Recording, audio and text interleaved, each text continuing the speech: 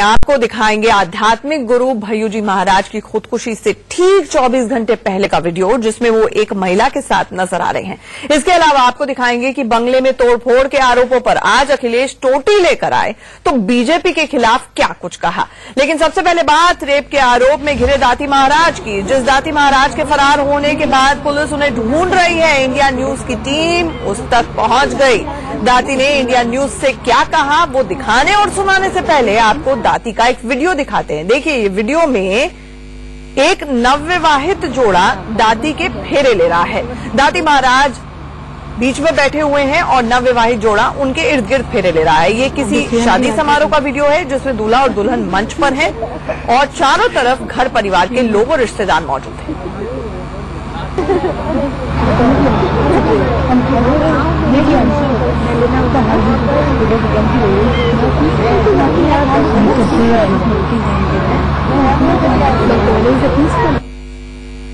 तो तस्वीरों में आप देख सकते हैं दाती एक सिंहासन पर बैठकर दूल्हा दुल्हन को अपने चारों तरफ फेरे लगवा रहे हैं। ये वीडियो इस वक्त सोशल मीडिया में वायरल हो रहा है और इसे 5 से 6 महीने पुराना बताया जा रहा है। हालांकि वीडियो कहां का है ये अभी पूरी तरह साफ नहीं है।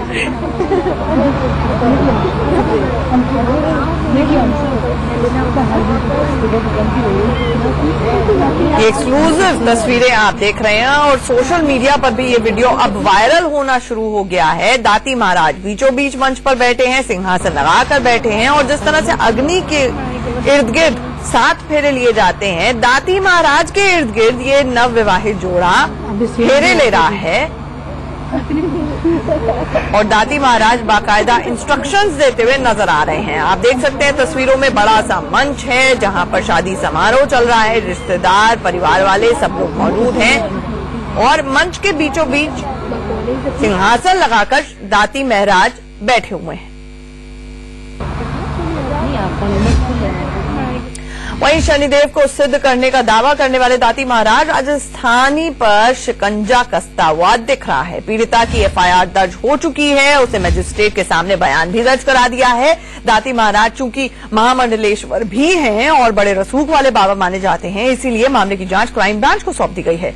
दाती महाराज अभी तक पुलिस की गिरफ्त से दूर है, पुलिस उन्हें ढूंढ रही है। लेकिन इस बीच इंडिया न्यूज की टीम दाती महाराज तक पहुंच गई। इंडिया न्यूज के रिपोर्टर कुमार सोनू ने दाती महाराज से एक्सक्लूसिव बातचीत की। दाती ने क्या कुछ कहा, उसे सुनिए।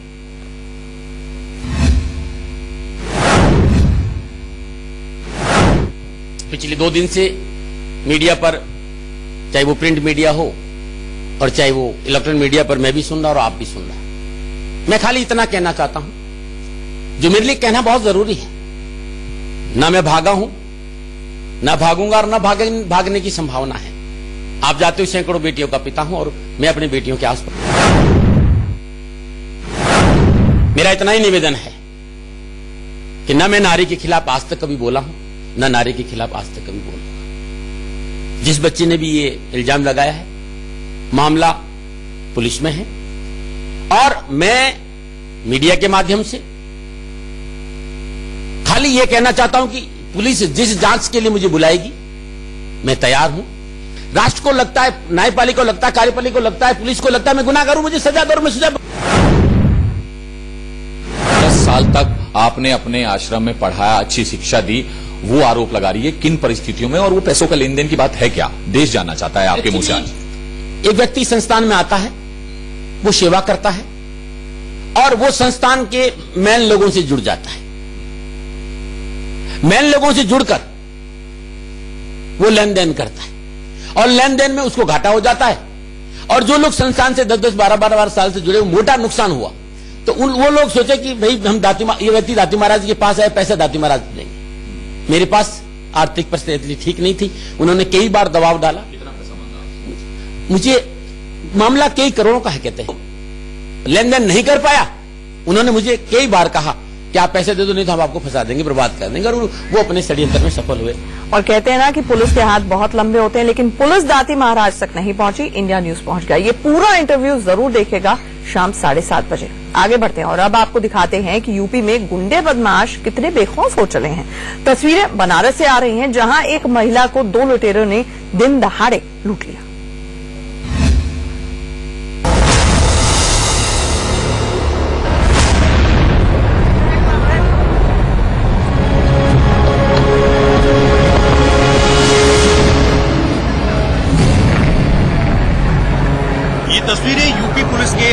दर्शक को गौर से देखनी चाहिए। यूपी में गुंडे और बदमाश कितने बेखौफ हैं, ये तस्वीरें उसकी गवाह हैं।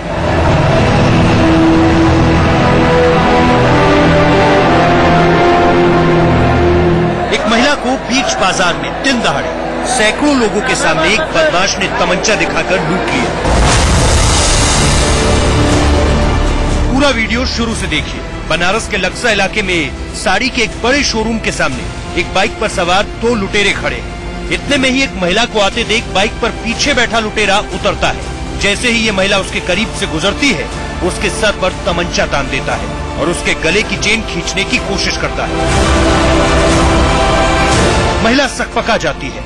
वो अपनी चेन बचाने की कोशिश करती है तो ये लुटेरा उसके सर पर तमंचे की पट से मारता है। इतने में ही कुछ लोग दौड़कर वहां पहुंचते हैं और इसका विरोध करते हैं तो ये बदमाश उन लोगों पर भी तमंचा तान देता है। इतने में ही बाइक पर बैठा दूसरा लुटेरा भी तमंचा लेकर आ जाता है और उन लोगों पर तमंचा तान देता है, जिससे विरोध करने वाले लोग भी डर जाते हैं।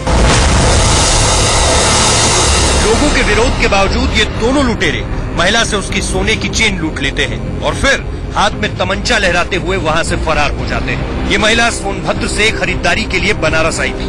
लूट के बाद उसने 100 नंबर पर पुलिस को सूचना दी। पुलिस सीसीटीवी वीडियो के आधार पर लुटेरों को पकड़ने की कोशिश कर रही है। Pankaj Kumar, Varanasi, India news. आगे बढ़ते हैं। आध्यात्मिक गुरु भय्यूजी महाराज की खुदकुशी का सच क्या है, ये अभी तक पूरी तरह साफ नहीं है। हालांकि इसके पीछे घरेलू कलह की बात अब सामने आ रही है। आज भय्यूजी के 2 वीडियोज भी सामने आए। इस वीडियो में क्या है वो दिखाने से पहले आपको उनके अंतिम संस्कार की तस्वीरें दिखाते हैं। आज इंदौर के सयाजी धाम में भय्यूजी महाराज का अंतिम संस्कार किया गया। भय्यूजी महाराज की पहली पत्नी से उनकी बेटी कुहू ने उन्हें मुखाग्नि दी। भय्यूजी महाराज के अंतिम संस्कार में लोगों की भारी भीड़ उमड़ी। कल उन्होंने अपने घर में गोली मारकर खुदकुशी कर ली थी। भय्यूजी महाराज की मौत के बाद एक और नोट सामने आया है जिसमें विनायक नाम के शख्स को उत्तराधिकारी बताया गया है।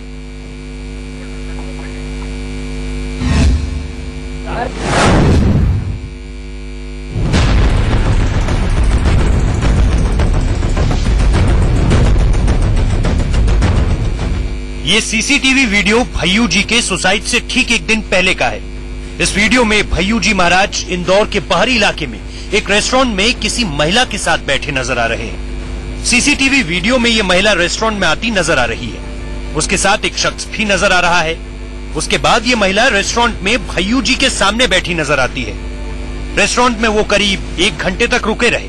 उन्होंने यहाँ सिर्फ जूस पिया और महिला से कुछ बातें की। ये महिला कौन है और उसकी भय्यूजी से क्या बातें हुई ये साफ नहीं है, लेकिन पुलिस का कहना है कि वो अपने बेटे के एडमिशन के सिलसिले में भय्यूजी से मिलने आई थी। हाँ, एक सीसीटीवी फुटेज मिला है। एक निजी मिष्ठान भंडार ने इस तरह की सीसीटीवी फुटेज जब्त किया था। उसमें पाया गया कि वो महिला उनके नजदीकी रिश्तेदार है, उनके दोनों के पारिवारिक सदस्य भी थे वहां पर और संभवतः किसी बच्चों के एडमिशन के संबंध में वो मिले थे।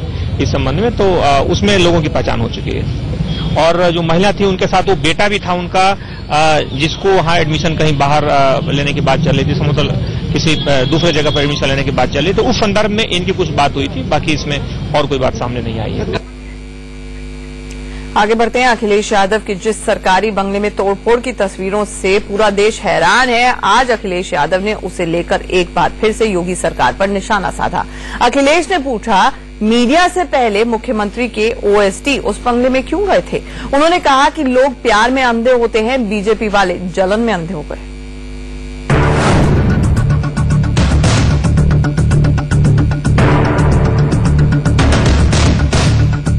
अगर सरकार को ये लगे कि कोई टोटी मैं लेके चला गया हूं, सरकार हमारा गिनती में बता दे, मैं पूरी की पूरी टोटी देने के लिए तैयार हूं। हाथ में नल की 2-2 टोटी ली अखिलेश आज मीडिया के सामने आए तो चेहरे पर हल्की मुस्कुराहट जरूर थी, लेकिन तेवर बेहद तल्ख थे। अखिलेश के निशाने पर सिर्फ और सिर्फ सीएम योगी और उनके अफसर थे। लोग प्यार में अंधे होते होंगे, लेकिन गुस्से में और जलन में कितने अंधे हो सकते हैं वो मैंने देखा है। ये जलन है, नफरत है। अखिलेश ने पत्रकारों से पूछा, मीडिया से पहले सीएम योगी के ओएसडी खाली बंगले में आखिर क्यों गए थे? आपसे पहले कौन पहुंचा? क्या मुख्यमंत्री के ओएसडी अभिषेक गए थे कि नहीं गए थे? और एक मृत्युंजय नारायण आईएएस इनोवा गाड़ी में गए थे कि नहीं गए थे? ये आईएएसओ का कब से काम शुरू हो गया? ये तो आज हमारी सरकार नहीं है, तो हमारे घर में टूटी टायर ये दिखा रहे हैं, वो दिखा रहे हैं। और सरकारें कभी नहीं रहती हैं, कल हमारी सरकार थी, आज नहीं है। तो ये हो सकता है अधिकारियों को अगली बार हमें मौका मिले तो हो सकता है कि ढूंढ करके वो चिलम ले आए कहीं से। तो जो टोटी ढूंढ सकते हैं, सरकार बदलने के बाद वो चिलम भी ढूंढ लेंगे। अखिलेश के बंगले में तोड़फोड़ की तस्वीरें हर किसी ने देखी। आरोप लगा कि बंगला खाली करने से पहले उन्होंने तोड़फोड़ कराई, लेकिन अखिलेश ने आज एक बार फिर इन आरोपों को खारिज कर दिया। उन्होंने कहा कि बंगले में जो कुछ उनका था वो ले गए। स्विमिंग पूल को पाटने की बात पर उन्होंने हैरानी जताई।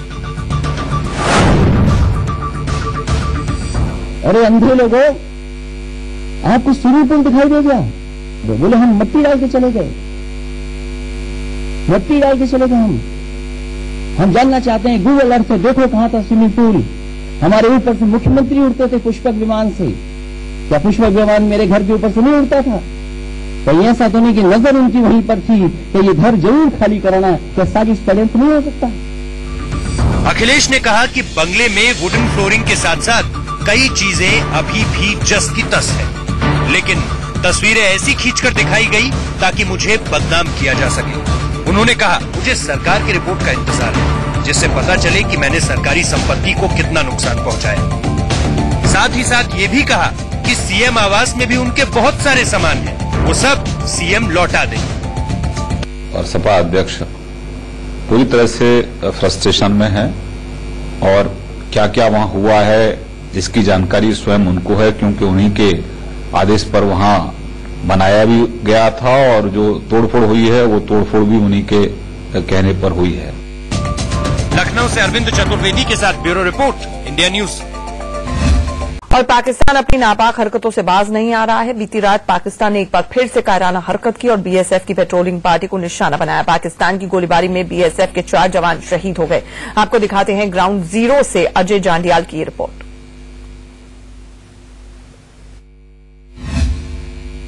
हम इस समय अंतर्राष्ट्रीय सीमा के फॉरवर्ड इलाके में पहुंचे हैं और ये वही इलाका है जहां पर पाकिस्तान ने एक बार फिर से नापाक हरकत की है। ये जो सामने का इलाका है, ये इलाका आपको बताने की कोशिश करते हैं। तारबंदी के ठीक जो फॉरवर्ड इलाका पड़ता है वहां पर बीएसएफ की एक पेट्रोल पार्टी जो है वो जा रही थी और उसी पेट्रोल पार्टी को पाकिस्तानी रेंजरों ने, जो कि घात लगाकर वहां बैठे हुए थे, तारबंदी के ठीक आगे घने जंगल का इलाका है जो आप देख भी पा रहे होंगे, उस पेट्रोल पार्टी को उन्होंने हमला किया और अचानक से हुई फायरिंग में कहीं ना कहीं उस वक्त जो है संभालना मुश्किल था, क्योंकि वो एक ट्रैक्टर में जो आप देख रहे हैं टीवी स्क्रीन पर वो जो है उस ट्रैक्टर पर सवार थे और ऊपर अचानक से हुई फायरिंग में हालांकि उन्होंने भी जवाब दिया, मगर इस दौरान जो है बीएसएफ के कुछ जवान जख्मी हो गए। इस घटना के बाद जो बीएसएफ के एक असिस्टेंट कमांडेंट है वो तुरंत वहां से निकले उन जवानों को जो जख्मी हुए थे उनको रेस्क्यू करने के लिए, मगर घात लगाकर बैठे उन पाकिस्तानी रेंजरों ने एक बार फिर से उस रेस्क्यू पार्टी जो थी उस पर हमला किया, जिसमें 4 बीएसएफ के जवान, एक असिस्टेंट कमांडेंट सहित जो है वो शहीद हुए।